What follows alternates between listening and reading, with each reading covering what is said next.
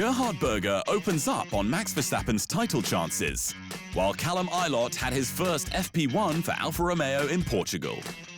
You can now watch full 24-minute episodes of The Inside Line at our new home on unbeaten.com.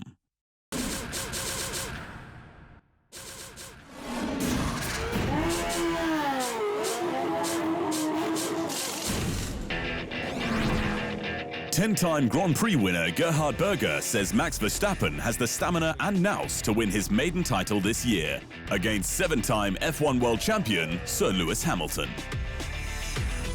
Verstappen won Imola and finished second in Bahrain and Portugal. And Berger said to the sport's official podcast F1 Nation that it's got all the hallmarks of a classic title stoush.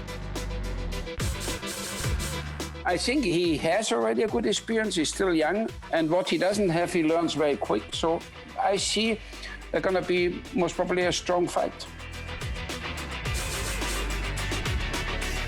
Berger rated Verstappen's comeback from defeat in Bahrain to win at the next race at Imola, with his pass for the lead on Hamilton at turn 2 on lap 1, a sign that he's coming of age. I think he's bloody good. Of course, he doesn't have the experience of Lewis, and Lewis showed him his way in Bahrain when he sent him out. But he learned very quick in first corner in Imola. He just said, Lewis, come, try to overtake me. You're going to go off.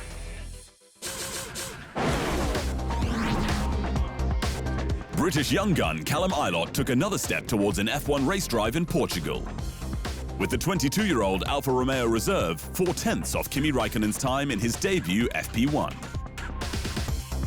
The Brit finished the session 17th fastest, 2 places behind the Iceman, and completed his program without any issues. But Iilot shied away from talking up his chances at a 2022 seat. It's good to get the experience and put myself in a position where possibly I can be a contender. At the moment, I've just got to work on what I'm doing and keep putting myself on there, he said. Räikkönen crashed out in Portimao on lap 2, triggering the safety car after he hit teammate Antonio Giovinazzi. The 41-year-old later admitted he was distracted by a switch change on the steering wheel.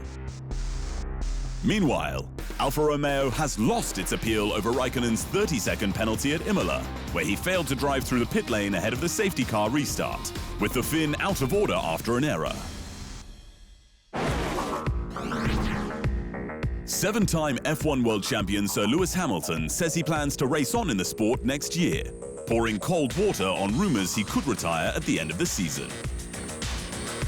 Hamilton sampled Pirelli's prototype 18-inch rubber at Imola in the week after the Grand Prix for a taste of 2022, which he later admitted was one of the first times he had volunteered to do tyre testing. The Brit, who only has a contract for this season, said he enjoyed the test and that the rubber Pirelli has developed for F1's new era wasn't a bad place to start. It was important for me to gauge where the starting point is and what differences I can help with, he said. So from a driver point of view, we have more mechanical grip, less degradation. Max Verstappen has given his strongest hint he will remain with Red Bull for the foreseeable future, with the Dutchman stating he feels really good in the team and there's no reason to change. Verstappen is connected with Red Bull Racing until the end of 2023, but rumors continue to mount he will use contract exit clauses to defect to Mercedes as part of a future Silver Arrows dream team. But with Red Bull fighting Mercedes at the front, the title on the line, and the squad taking over Honda's power unit program next year, Verstappen says he has everything he needs. I'm happy where I am, and I hope we can drive together for a very long time, and yeah, there's not much more to say, he said. F1 has confirmed that Turkey will replace next month's Canadian Grand Prix, with the Montreal race cancelled due to strict local regulations that require 14-day quarantine upon arrival. Canada continues to battle the ongoing COVID-19 pandemic with more than 83,000 active cases, meaning that an exemption wasn't a practical option for local public health authorities. It will be the second straight Canadian Grand Prix cancelled, with tickets remaining valid for the 2022 event or refunds offered. Istanbul is an easy replacement for Canada, at least logistically, with the race held back-to-back with Azerbaijan and Turkey on the freight route home with its track a firm fan favourite. I want to thank the promoter and authorities in Canada for all of their efforts in recent weeks, but the travel situation made our plans impossible, said F1 President and CEO Stefano Domenicali.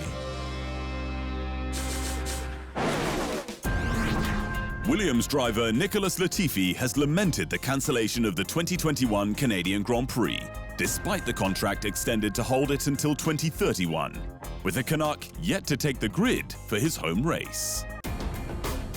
Latifi joined the sport as a rookie last year, with his maiden F1 campaign start paused by the COVID-19 pandemic.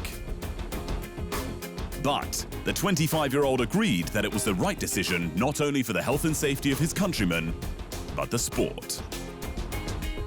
Obviously, it's extremely disappointing for me. You know, it's 2 years as a Formula One driver that my home race has been cancelled.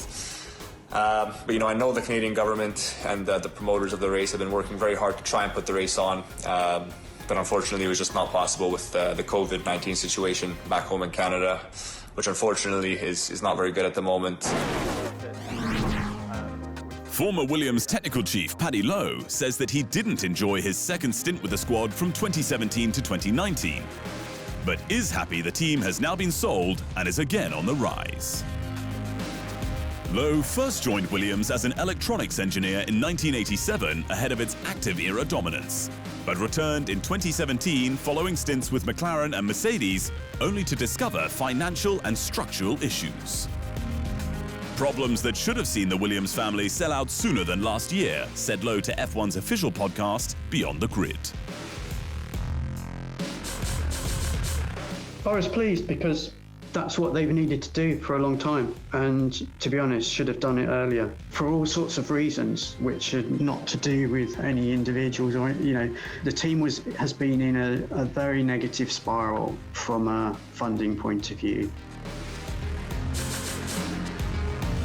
Lowe's reputation in F1 has largely been affected by his role in Williams' disastrous 2018 and 2019 cars, the FW41 and FW42. But the Brit says turning around a squad is a long and difficult process. I'm good at a lot of things, and I think I've proven that in a number of areas, but, you know, I can't work miracles, and certainly not miracles in respect of time. Haas's success this year will depend on progress made with its two rookie drivers, not points scored, says team boss Günther Steiner. The American squad is running Mick Schumacher and Nikita Mazepin on multi-year contracts. But with no update parts coming to the car this year, it's all about building confidence ahead of F1's new era, said Steiner to Australian Grand Prix podcast In the Fast Lane. You've got two young drivers, and then success will not be maybe not measured in points, but how much progress these guys are making. Because you've got two young guys, you know, which want to make it, which we know will get ready for next year. Steiner is also acutely aware of the challenge his rookies are facing, with both having crashed during races. Mazepin on lap 1 in Bahrain, while Schumacher shunted at Imola. Think about it, you're a 21, 22-year-old guy which comes into the Formula One and all the pressure is on you. It's not easy, just in your head to deal with it. Never mind to race one of these cars, which are very tricky. They're very nice to drive, but they're very tricky, very sophisticated cars, and to learn everything.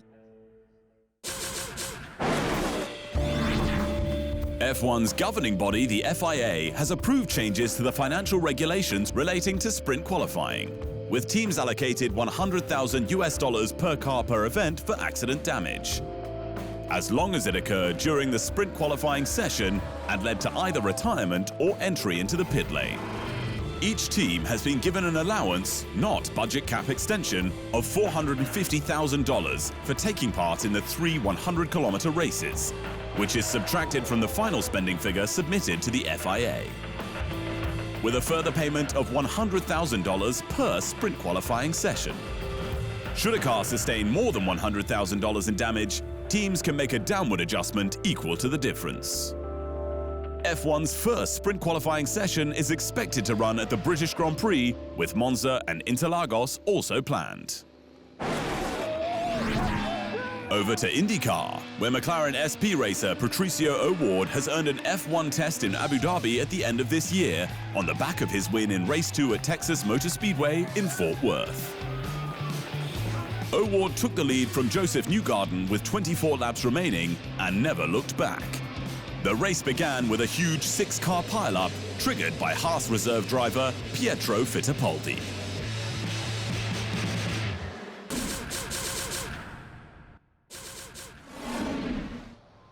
Thanks for watching.